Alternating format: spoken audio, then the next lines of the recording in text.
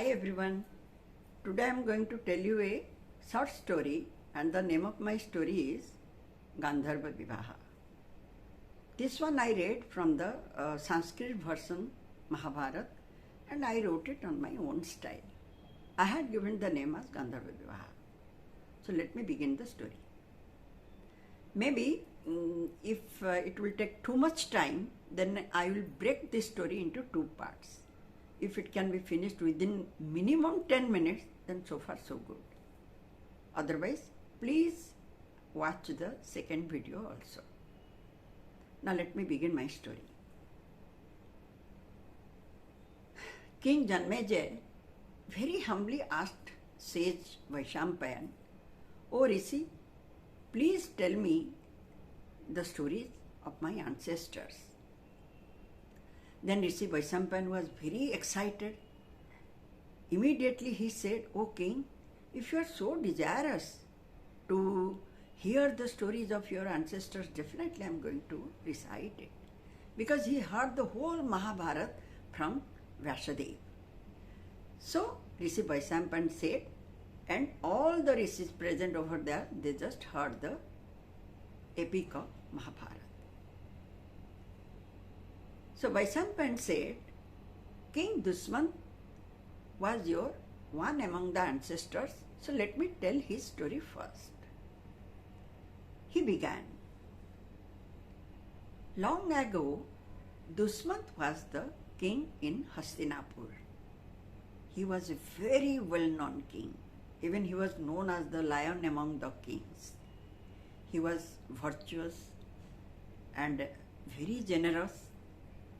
And he was also expert in art of war.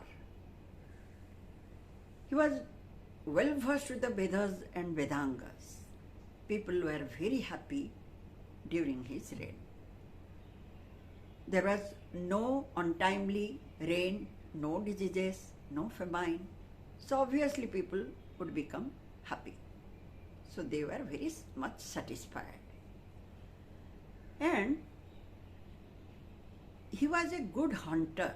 So one day Dushyant started his journey with his troop to the jungle. Chasing a wounded animal, he just entered into another forest. The forest was beautiful and it was full of hermitages. Looking at the forest, even King Dushyant was mesmerized.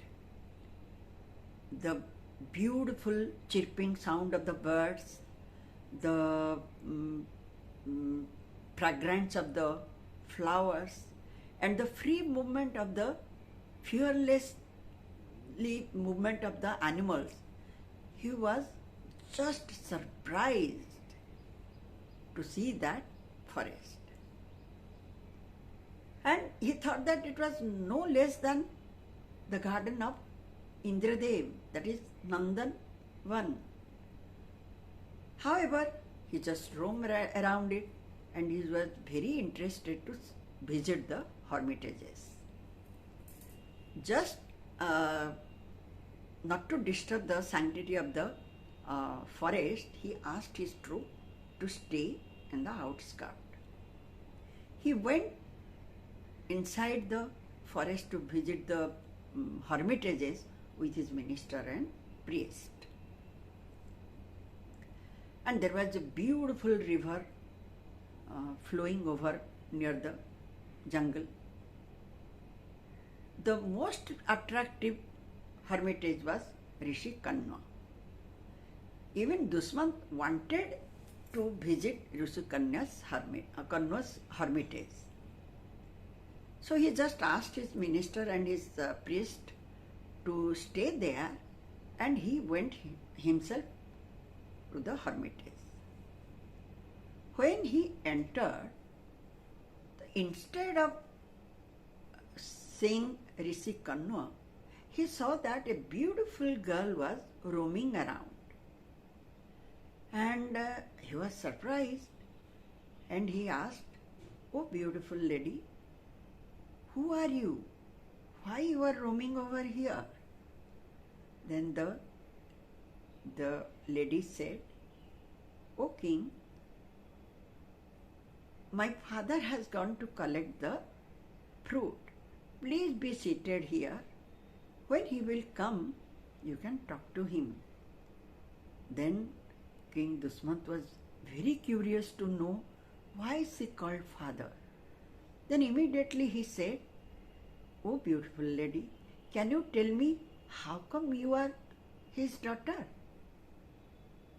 Then the girl said, Please accept my hospitality and sit here for some time so that I can tell you my story.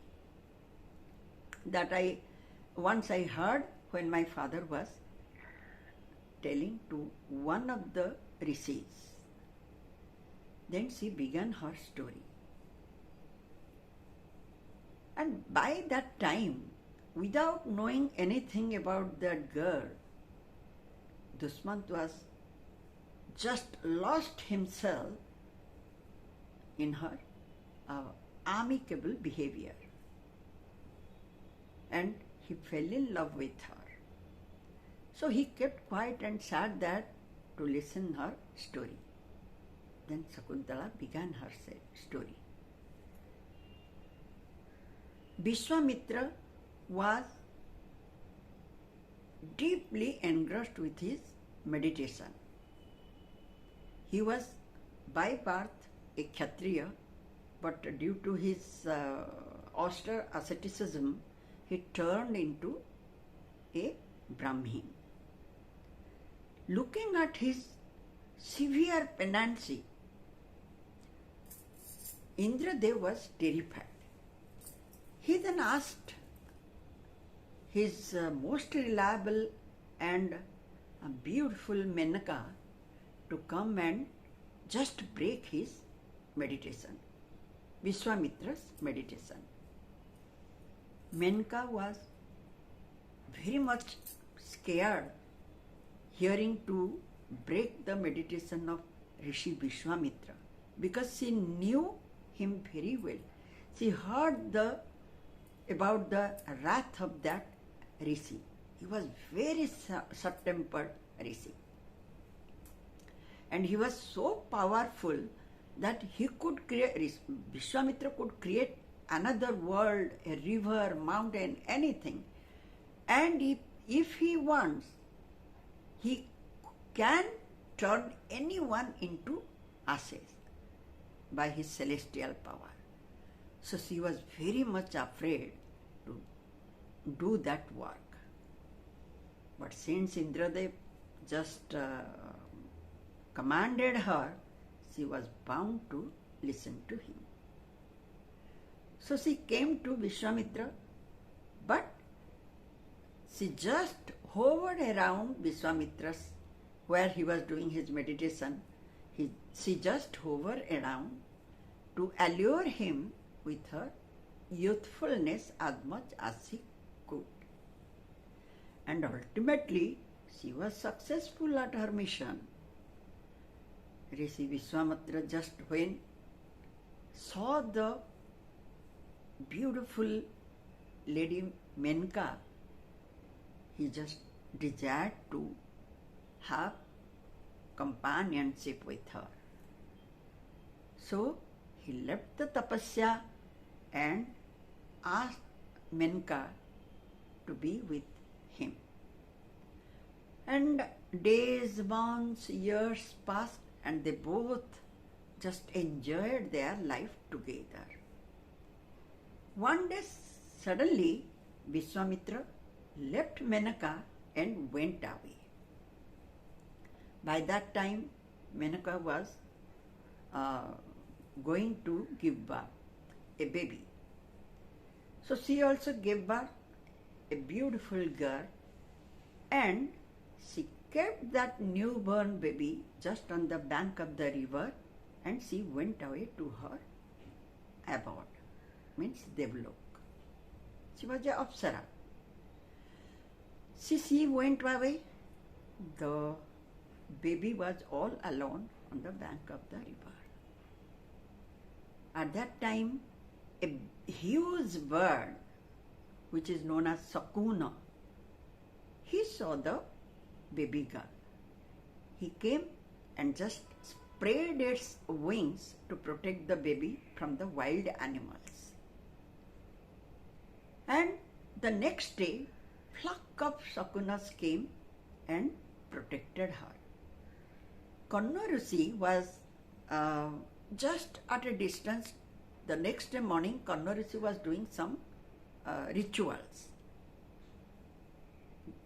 And when he came and saw this baby girl, his heart was filled with fatherly love.